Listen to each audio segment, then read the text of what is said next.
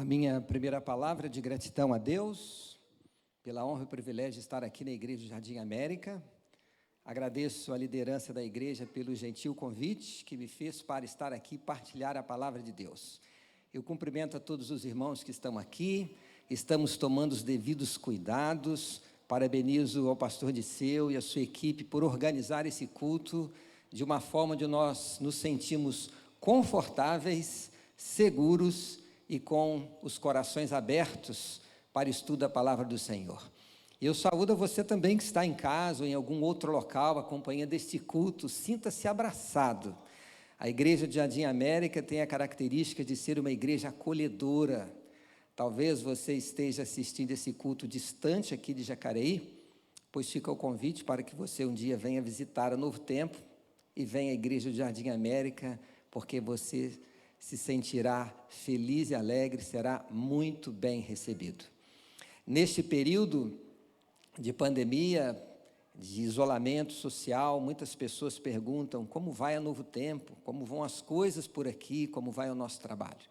E nós estamos trabalhando intensamente. E os nossos números não param de crescer. Crescemos em nossa audiência real, crescemos no número de estudos bíblicos enviados aos nossos telespectadores, ouvintes e internautas, crescemos em número de alunos novos matriculados na escola bíblica, crescemos inclusive em nossas doações. É impressionante como as provisões do Senhor não têm falhado para sustentar a Novo Tempo. Mas existe algo que tem crescido muito também aqui no Novo Tempo. São os pedidos de oração que nós recebemos. São milhares e milhares e milhares de pessoas que confiam em nosso ministério, como Novo Tempo, como Igreja Adventista do Sétimo Dia, e fazem os seus pedidos de oração. E é sobre esse tema que eu gostaria de falar um pouco, porque temos intensificado realmente as orações nesses dias difíceis, por tantas pessoas que passam necessidades. Mas a pergunta que me vem à mente é: como estamos orando? Quais são as nossas expectativas?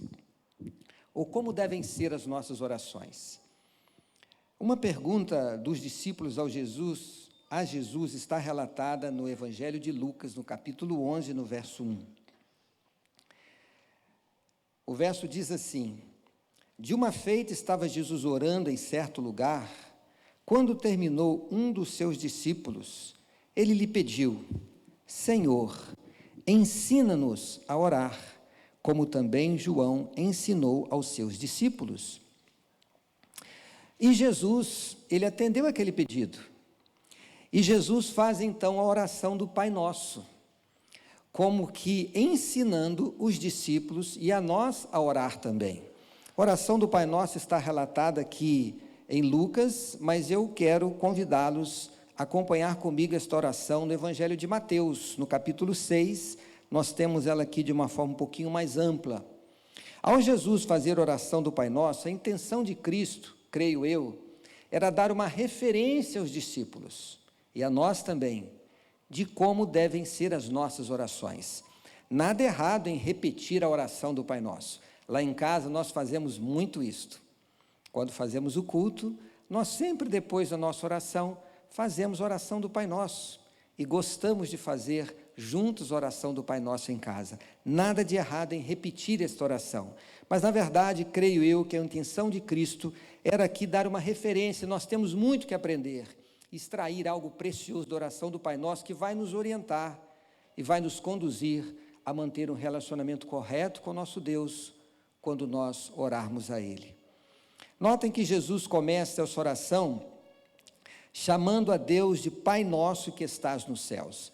A Bíblia, ela faz várias referências e nomes ao nosso Deus, mas Jesus, ele usa na oração do Pai Nosso, quem sabe a expressão mais intimista, aquela que mais nos aproxima de Deus, que é chamar a Deus de Pai.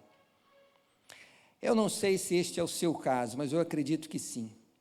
Eu só fui compreender realmente a dimensão do que significa ser pai, e creio eu, a minha esposa Zezé, a dimensão do que significa ser mãe, quando nós tivemos a nossa querida filha. Quando nós temos filhos, nós compreendemos a grandeza do que é ser pai, do que é ser mãe, e por isso entendemos ainda mais o grande amor que Deus tem por nós como nosso Pai. E compreendemos aqui por que Jesus usou essa expressão nesta oração que ele estava ensinando aos discípulos. Eu me recordo de um fato em minha vida, quando eu tinha 21 anos, estava trabalhando na minha cidade, em Juiz de Fora, e eu recebi um contato de que eu estava sendo chamado para trabalhar na cidade do Rio de Janeiro. Iria trabalhar na maior associação do Brasil, naquele tempo, iria ocupar uma posição de grande responsabilidade. E quando eu recebi aquele contato, eu fiquei muito feliz, porque eu gostava muito da cidade do Rio de Janeiro, eu já tinha uma irmã que morava lá, gostava daquela cidade, de passear no Rio de Janeiro, e eu fui para casa muito feliz, e quando me aproximei dos meus pais, e dei a eles a notícia, eles deram os parabéns, mas não expressaram nenhum sentimento de alegria, mas eu percebi nos olhos deles um sentimento de tristeza, porque sabiam que eu estava saindo de casa e talvez nunca mais voltaria para morar com eles. E isto realmente aconteceu. Eu me recordo que depois, morando na cidade do Rio de Janeiro, eu tinha o costume de ligar para os meus pais todas as semanas, e era sempre na sexta-feira, logo após o pôr do sol. Eu descia do prédio onde eu morava, ligava de um orelhão, né? Alguns de vocês se lembram bem do que é um orelhão. Eu ligava a cobrar para os meus pais. E eu me lembro que eu fiquei algumas semanas sem ligar, pelo trabalho, por algumas viagens, e um dia estava no escritório, meu pai ligou, estava bravo comigo, porque eu não estava ligando para eles. E eu disse: mas pai, está tudo bem, se tivesse algum problema eu teria ligado. Eu não compreendia como que o meu contato e a minha ligação fazia tanta diferença para eles. Pois eu ligo para minha mãe hoje, todos os dias. 2, 3 minutos, 5 minutos, às vezes um pouco mais, claro. E todas as vezes que eu ligo, a minha mãe repete a frase: a mãe ama quando liga. Eu quero dizer que esse é o sentimento de Deus, quando nós oramos a Ele. Deus ama quando nós ligamos para Ele também. Como eu me sinto feliz quando eu vejo meu telefone tocando e eu sei que é minha filha que está ligando para mim, e o mesmo para minha esposa. Nós nos sentimos felizes de ter uma proximidade com o nosso Pai Celestial. Mas notem que na sequência aqui, Jesus diz: santificado seja o teu nome. O fato de nos dirigirmos a Deus de uma forma intimista não quer dizer que nós devemos perder a reverência ao nosso Deus. Por isso Jesus nos lembra aqui que nós devemos sempre entender que estar diante de Deus, nós devemos ter um sentimento de santidade por estar com o nosso Pai. Na sequência, nós vemos Jesus dizer então: venha o teu reino. E creio eu que quando Jesus diz aqui, venha o teu reino, na oração do Pai Nosso, não está se referindo no reino da glória ou na volta de Cristo. Creio eu que devemos rogar todos os dias que venha o reino da graça, que nos abrace, que esteja ao nosso lado, para que o nosso coração seja sempre sensível à atuação do Espírito Santo do Senhor. E então Jesus diz: faça-se a tua vontade, assim na terra como no céu. Note que até aqui não foi feito nenhum pedido a Deus. E quando Jesus diz aqui, antes de manifestar qualquer pedido a Deus, que se faça a sua vontade, é porque nós devemos entender que Deus sempre sabe o que é melhor para nós. E antes de expressarmos qualquer pedido, mesmo por algo que seja uma bênção, uma coisa muito boa, uma coisa muito positiva, por uma necessidade real, intercedendo por alguém que é sincero, justo, que precisa da bênção do Senhor, devemos sempre nos lembrar de dizer, antes dos nossos pedidos, que se faça a vontade do Senhor. E depois então, Jesus expressa em uma frase todos os pedidos que devemos elevar ao nosso Deus, quando ele diz: o pão nosso de cada dia dá-nos hoje. A expressão pão aqui não está se referindo apenas ao alimento material. A expressão pão aqui está se referindo a todas as nossas necessidades. Quando lá no jardim do Éden, Deus diz a Adão que do suor do seu corpo comerás o teu pão, ele estava dizendo a Adão, será através do seu trabalho que você atenderá às suas necessidades, alimento, vestuário, medicamentos, uma casa para morar, a escola para os nossos filhos. Nada de errado de expressarmos ao nosso Deus as nossas necessidades, e é isso que Jesus está dizendo aqui, devemos sim apresentar ao nosso Deus as nossas petições, os nossos pedidos de oração. E na sequência, então, Jesus diz algo importantíssimo: perdoa-nos as nossas dívidas, assim como nós temos perdoado aos nossos devedores. Sabemos que na Bíblia existem bênçãos ou promessas incondicionais. A volta de Jesus é uma delas. Jesus vai voltar, estejamos nós preparados ou não, queiramos ou não, Jesus vai voltar. Mas existem promessas na Bíblia que são condicionais, e uma delas é a promessa do perdão do Senhor. E Jesus aqui está ensinando de que nós só receberemos o perdão de Deus se nós perdoarmos aos nossos devedores. Notem aqui que Jesus não diz assim: perdoa-nos, Senhor, as nossas dívidas, como eu tenho perdoado aquele que me pediu perdão, como eu tenho perdoado aquele que pagou a sua dívida, como eu tenho perdoado aquele que cometeu uma injustiça comigo e pediu perdão, como eu tenho perdoado aquele que me magoou e pediu perdão. Não, Jesus está dizendo aqui que nós devemos perdoar os nossos devedores, aqueles que estão em dívida conosco. E eu diria algo mais: devemos perdoar os nossos devedores independente se eles nos procuraram para pedir perdão ou não. Você já teve alguém que o magoou, que cometeu uma injustiça, que o traiu, que o ofendeu?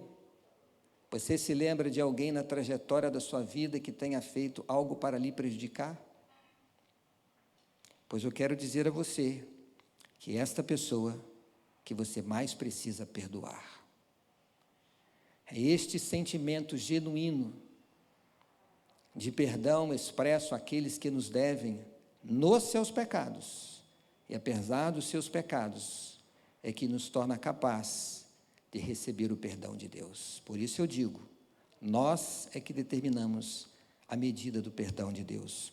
E Jesus, então, ele termina a oração do Pai Nosso dizendo: não nos deixes cair em tentação, mas livrai-nos do mal.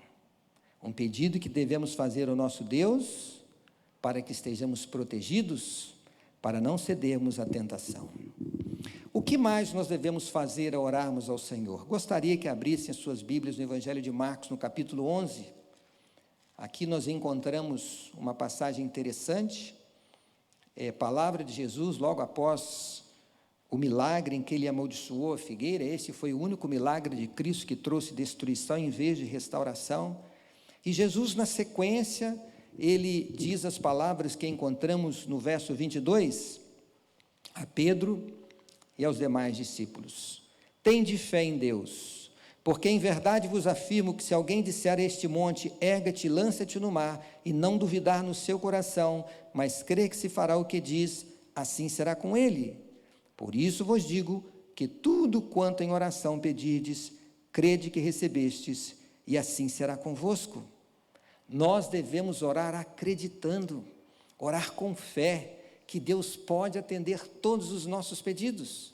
Quando Deus diz aqui que nós podemos, através da nossa oração, remover uma montanha do lugar, Ele não está se referindo naturalmente a uma montanha no aspecto literal, Ele está se referindo ao pecado, às nossas lutas, às nossas provações. Através da nossa oração nós podemos ter a certeza e a segurança de que Deus tem o poder suficiente para nos capacitar a vencer as mais difíceis lutas desta vida.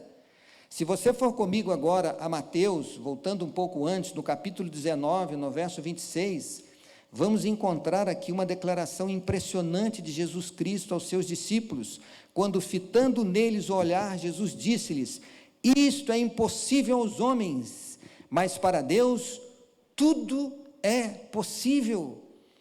Jesus Cristo deixa claro que Deus é o Deus dos impossíveis. Entre os relatos que encontramos na Bíblia, se você for lá em Lucas, no capítulo 1, quando Maria teve encontro com o anjo Gabriel, e ele a anunciou que ela teria um filho, ela disse a ele: como posso ter um filho se não tenho relação com homem algum? E nós encontramos uma resposta do anjo Gabriel a Maria, no verso 37, quando ele diz: para Deus não há impossíveis, para que se cumpra as suas promessas. Que maravilha, que certeza, que segurança, saber que Deus é o Deus dos impossíveis. Mas aí vem uma pergunta a todos nós: se Deus é o Deus dos impossíveis, por que que Ele não atende a todos os nossos pedidos? Por que que a resposta nem sempre é um sim a algo que estamos pedindo? Quem sabe por alguém que está desempregado, um pai que tem filhos para criar, que precisa do sustento para os seus filhos. Se estamos orando por alguém que está doente, alguém que sempre foi fiel a Deus, alguém que sempre deu um bom testemunho, uma pessoa justa, honesta, por que que nem sempre as orações são atendidas se Deus é o Deus dos impossíveis? Nós podemos encontrar na Bíblia várias respostas para entendermos a forma com que Deus, Ele atende às nossas orações. Mas eu gostaria de lembrar algo que está relatado lá em 1 Samuel, no capítulo 16, se você quiser buscar aí esse texto. É um texto interessante, eu vou ler aqui então, 1 Samuel, capítulo 16, o momento em que Samuel foi enviado à casa de Jessé para encontrar ali aquele que seria o rei de Israel. E diante de Samuel, alguns dos filhos de Jessé pareciam tão capacitados, para ocupar aquela função. E Deus então responde no verso 7, a Samuel dizendo: não atentes para a sua aparência, nem para a sua altura, porque eu rejeitei. Porque o Senhor não vê como vê o homem vê o exterior, porém o Senhor, o coração. Eu pergunto a você, no que realmente se concentram as nossas orações? Elas se concentram nos nossos pedidos, e nada errado. Somos humanos, somos falhos, pecadores, somos débeis, carecemos da graça de Deus. Nada errado em pedir a Deus que atenda aos nossos pedidos, nada errado em expor diante de Deus as nossas preocupações e ansiedades, mas nós temos que entender que a resposta de Deus aos nossos pedidos não se concentra nas nossas necessidades temporais, mas na nossa salvação. Se a satisfação de uma necessidade temporal contribuir para a nossa salvação, Deus certamente irá atender os nossos pedidos. A nossa oração se concentra naquilo que é temporal, a resposta de Deus naquilo que é eterno. As nossas orações em nossas necessidades, a resposta de Deus em nossa salvação. Sabe, amigos, nós temos que nos lembrar de que Deus poderia ter desprezado este mundo. E, de certa forma, nós agimos assim, em relação a muitas pessoas que vivem nesta terra. Desprezamos pessoas que, aos nossos olhos, são desprezíveis, insignificantes. Estava certa vez ouvindo uma mensagem do pastor Emilson Reis, ele estava falando aos pastores da Novo Tempo, e ele fez uma ilustração, assim, bem simples para mostrar o que nós somos e o que nós significamos para Deus. Ele disse que nós somos para Deus muito, muito menor do que aquela minúscula formiguinha tão insignificante que fica andando pela pia da nossa cozinha e a gente joga para o ralo, como não significando nada. Aquela minúscula formiguinha que fica andando pelo piso da nossa casa, da nossa área, do quintal, e nós varremos, como sendo algo insignificante. Diante de Deus, nós somos muito, muito menores. Mas sabe, amigos, eu quero dizer de que exatamente por sermos tão insignificantes diante de Deus, que na minha vida, na sua vida está sendo realizada a maior obra do Criador. A grande obra de Deus em relação a todo o universo está sendo feito na minha vida e na sua vida, porque a maior obra de Deus é salvar. Não importa quão insignificante nós sejamos diante do Criador de todo o universo, nós somos a obra-prima do Criador, e por isso Ele veio para dar a sua vida, porque é através da minha vida que está sendo revelada diante de todo o universo, o caráter e a justiça do nosso Deus. E eu repito, em nós está sendo feita a mais solene obra do Criador, que é salvar. Nós entendemos o que o profeta Isaías diz lá no capítulo 55, quando ele diz que os caminhos de Deus e os pensamentos de Deus são maiores do que os nossos, porque os nossos estão voltados para o que está diante dos nossos olhos, para a terra, mas os caminhos de Deus para nós nos conduzem para o céu. Repito, os nossos muitas vezes para aquilo que é temporal, mas Deus olha para nós pensando na eternidade. O plano de Deus, meus queridos, não é nos manter aqui, mas é nos tirar daqui desta terra. Estamos aqui nesta terra, podemos dizer que o plano de Deus é muito maior. Foi por isso que Jesus disse lá em João, no capítulo 16, no verso 33, vocês conhecem esse texto, e ele tem sido repetido muitas vezes por aí, né? Quando Jesus disse: no mundo tereis aflições, mas tem de bom ânimo, eu venci o mundo. Essas palavras de Cristo não teriam um significado tão profundo se ele tivesse as dito lá do céu, mas ele veio aqui nesta terra calçar as nossas sandálias, andar onde nós andamos, ser provado e tentado como nós somos, e ele veio para vencer por mim e por você. As dores, agonias, aflições, as crises simplesmente fazem parte da nossa jornada. E ao concluir aqui as minhas palavras, eu quero convidar você a ir comigo para o que nós encontramos nas palavras do apóstolo Paulo, em 2 Coríntios, no capítulo 4. Eu gosto demais desses versos, e é possível que você já tenha lido ouvido esses versos durante esses dias de crise de pandemia. Eu vou ler aqui, em 2 Coríntios, no capítulo 4, primeiramente os versos 8 e o verso 9. Em tudo somos atribulados, porém não angustiados, perplexos, porém não desanimados, perseguidos, porém não desamparados, abatidos, porém não destruídos. Agora os versos 17 e 18.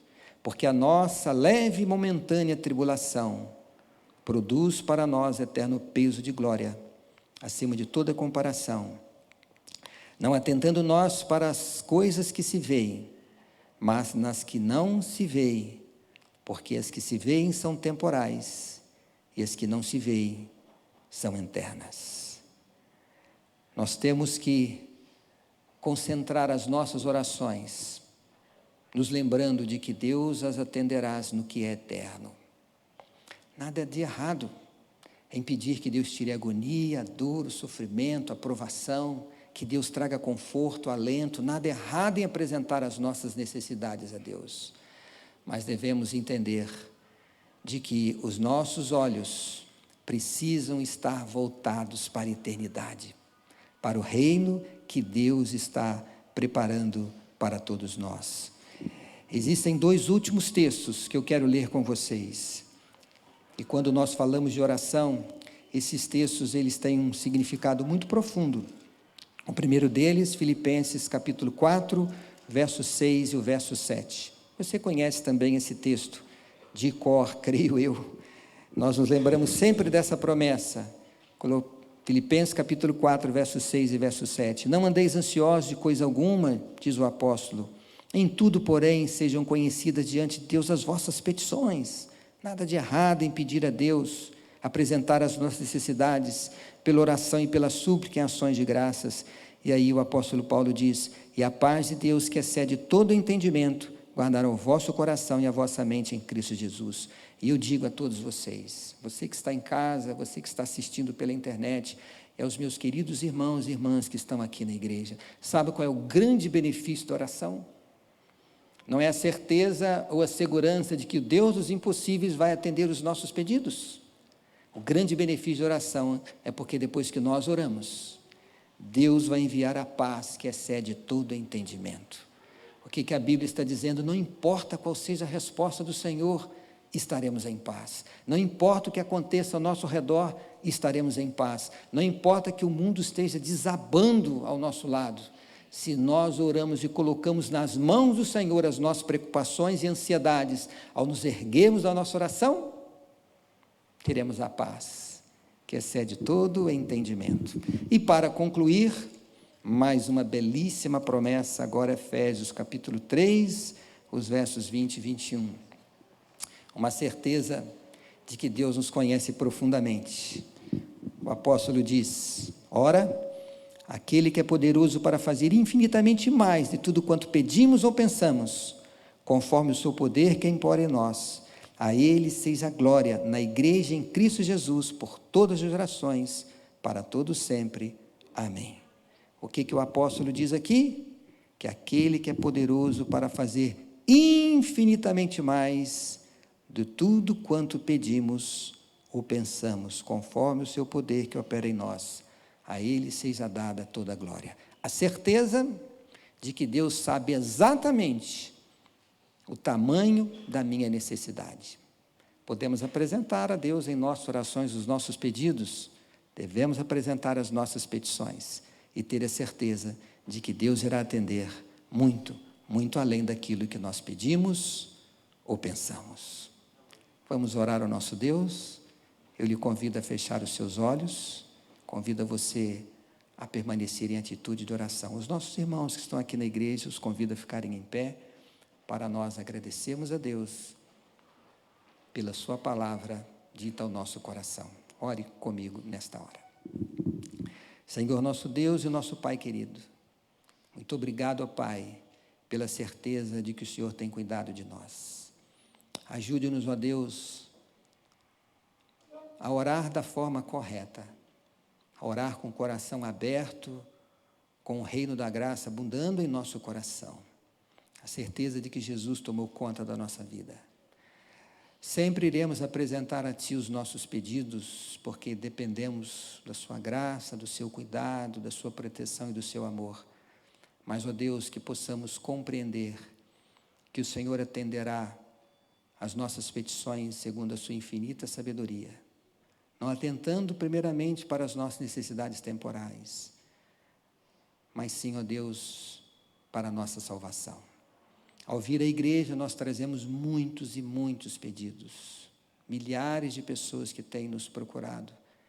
Ó Deus e Pai, conforte o coração de todas essas pessoas e dê a elas esta promessa maravilhosa da paz que excede todo entendimento, para que sigamos aqui a nossa jornada nesta terra, a despeito do que aconteça ao nosso lado, possamos seguir firmes em nossa fé, olhando para aquilo que os nossos olhos não podem ver, a grande promessa da eternidade que se aproxima com a volta do Teu Filho amado Jesus Cristo.